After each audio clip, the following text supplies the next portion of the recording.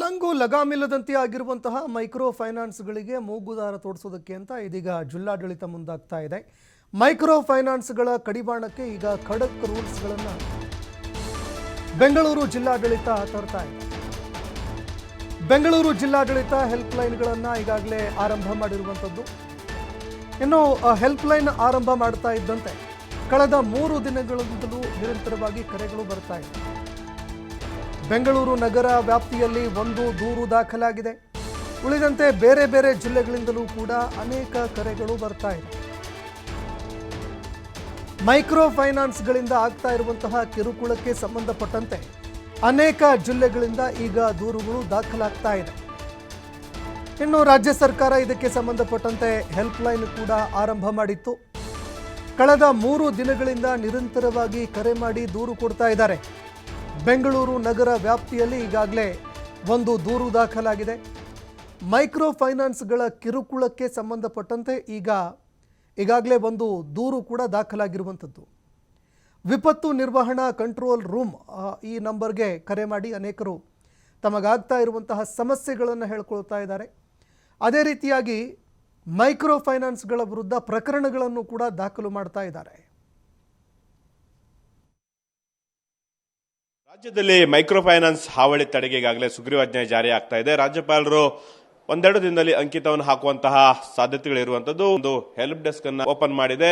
ಅಂದಹಾಗೆ ನಾವೀಗ ನೋಡ್ತಾ ಇದ್ದೀವಿ, ಇದು ನಗರ ಜಿಲ್ಲಾಡಳಿತದ ಕಚೇರಿಯಲ್ಲಿ, ಕೇಂದ್ರ ಕಚೇರಿಯಲ್ಲಿ ಒಂದು ಹೆಲ್ಪ್ ಡೆಸ್ಕ್ ಇರುವಂತದ್ದು. ಈ ಹೆಲ್ಪ್ ಡೆಸ್ಕ್ ಕಳೆದ 3-4 ದಿನಗಳಿಂದ ಓಪನ್ ಆಗಿದೆ. ಇಲ್ಲಿ ಒಬ್ಬ ಸಿಬ್ಬಂದಿಗಳನ್ನು ನಿಯೋಜನೆ ಮಾಡಿರುವಂಥದ್ದು, ಹಾಗೇನೆ ಅದಕ್ಕೆ ಹೆಲ್ಪ್ ಲೈನ್ ನಂಬರ್ ಕೂಡ ನೀಡಿರುವಂಥದ್ದು. ಹೀಗಾಗಿ ಸಾರ್ವಜನಿಕರಿಗೂ ಕೂಡ ಸಾಕಷ್ಟು ಇದರ ಬಗ್ಗೆ ಮಾಹಿತಿ ಸಿಕ್ಕಿರುವಂಥದ್ದು. ಮುಖ್ಯವಾಗಿ ಕಳೆದ 3-4 ದಿನಗಳಿಂದ 10ಕ್ಕೂ ಹೆಚ್ಚು ದೂರುಗಳು ಬಂದಿದೆ. ಅದರಲ್ಲಿ ಬೆಂಗಳೂರು ನಗರದ ಹೊರತಾಗಿ ಬೇರೆ ಬೇರೆ ಜಿಲ್ಲೆಗಳಲ್ಲಿ ಶಿವಮೊಗ್ಗ, ಗಂಗಾವತಿ ಹಾಗೇನೆ ಕೊಪ್ಪಳ ಜಿಲ್ಲಾವಾರುಗಳಲ್ಲಿ ದೂರುಗಳು ಬಂದಿರುವಂಥದ್ದು. ಮುಖ್ಯವಾಗಿ ಬಜಾಜ್ ಫೈನಾನ್ಸ್ ಹಾಗೇನೆ ಇಕ್ವಿಟಿ ಫೈನಾನ್ಸ್ ಹಾಗೇನೆ ಚೈತನ್ಯ ಹಣಕಾಸು ಸಂಸ್ಥೆಗಳಿಂದ, ಲೇವಾದೇವಿ ಅಥವಾ ಹಣಕಾಸು ಸಂಸ್ಥೆಗಳು ಏನಿರ್ತವೆ ಅವುಗಳಿಂದ ಸಾಕಷ್ಟು ದೂರುಗಳಾಗ್ತಾ ಇದೆ ಅನ್ನುವಂಥ ಒಂದು ಕಿರುಕುಳ ಆಗ್ತಾ ಇದೆ ಅನ್ನೋ ಹಿನ್ನೆಲೆಯಲ್ಲಿ ಈ ಒಂದು ಹೆಲ್ಪ್ ಡೆಸ್ಕ್ಗೆ ದೂರು ಬಂದಿರುವಂಥದ್ದು.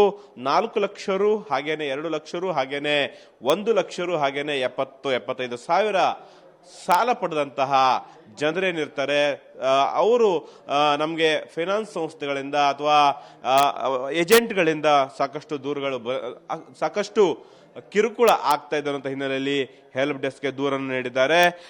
ಈಗಾಗಲೇ ಇದಕ್ಕೆ ಸಂಬಂಧಪಟ್ಟಂತಹ ಜಿಲ್ಲಾಡಳಿತಕ್ಕೆ ಬಂದಂತಹ ದೂರುಗಳನ್ನು ಆಯಾ ಜಿಲ್ಲಾ ಪೊಲೀಸ್ ಅಧಿಕಾರಿಗಳಿಗೆ, ಪೊಲೀಸ್ ವರಿಷ್ಠರಿಗೆ ಮಾಹಿತಿಯನ್ನ ರವಾನೆ ಮಾಡಿರುವಂಥದ್ದು. ಹಾಗೇನೆ ಬೆಂಗಳೂರು ನಗರದಲ್ಲಿ ವ್ಯಾಪ್ತಿಯಲ್ಲಿ ಇದ್ದಂತಹ 1 ಕೇಸ್ ಇಲ್ಲಂತ 1 ದೂರನ್ನು ಬಂದಿತ್ತು.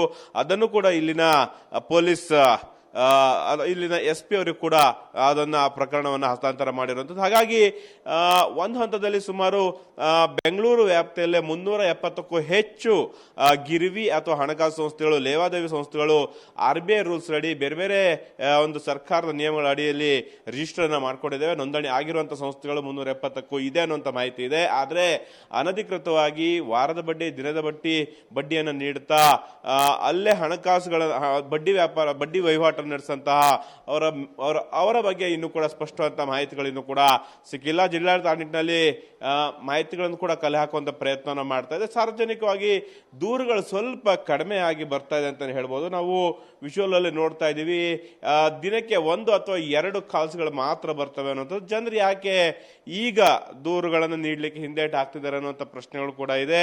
ಈ ಒಂದು ಸುಗ್ರೀವಾಜ್ಞೆ ಜಾರಿಗೆ ಬಂತಂದ್ರೆ ಮುಖ್ಯವಾಗಿ ಯಾರು ಒಂದು ರೀತಿಯಲ್ಲಿ ಫಿನಾನ್ಸ್ ಕೊಟ್ಟಂತವ್ರ ಹಣಕಾಸು ವಹಿವಾಟನ್ನು ಮಾಡ್ಕೊಂಡು ಹಣವನ್ನು ನೀಡಿ ಸಾಲವನ್ನು ನೀಡಿದಂಥವರು ಕಿರುಕುಳ ನೀಡ್ತಾ ಇದ್ರೆ, ಹಿಂಸೆಯನ್ನು ಕೊಡ್ತಾ ಇದ್ರೆ ಅಂತವ್ರ ವಿರುದ್ಧ ಕಾನೂನು ರೀತಿಯಲ್ಲಿ ಕಟ್ಟುನಿಟ್ಟಿನ ಕ್ರಮ ಜಾರಿ ಆಗುತ್ತೆ. ಹಾಗಾಗಿ ಅವರ ಬೆದರಿಕೆ ಹಿನ್ನೆಲೆಯಲ್ಲಿ ಸಾಲ ಪಡೆದವರು ದೂರು ಕೊಡ್ತಾ ಇಲ್ವಾ ಅನ್ನುವಂತಹ ಪ್ರಶ್ನೆಗಳು ಕೂಡ ಇದೆ. ಮುಂದಿನ ದಿನಗಳಲ್ಲಿ ಮತ್ತಷ್ಟು ಕಾಲ್ಸ್ಗಳು ಬರುವಂತಹ ಸಾಧ್ಯತೆಗಳು ಕೂಡ ಇರುವಂತದ್ದು.